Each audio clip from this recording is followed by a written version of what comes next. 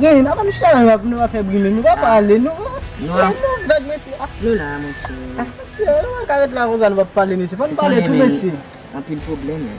Mwen tou men. Problem ki rivem la men. Ki rive ni mwen ni papa men.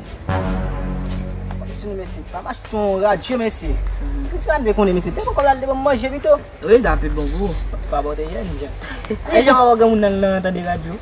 Kon radyo la chite men. Koun ya men. Depi le pare on di sel la men. Radyo pa jemble jwe non men. Ça dit là? Ça veut dire on dit celle-là qui va jouer, on dit celle-là. Et puis ça fait là, même charger, il va le charger. Bon, petit ça là. Tu peux t'aller à men. Madame saute fait sport matin. Mais Et prenez l'offre fait sport, il dit faut que boire lettre pour car. Vous comprenez? pour faire le stomac. Moi-même qui saute fait sport, c'est machin, on lettre bon goût. C'est grand. Ça connaît. Non, madame.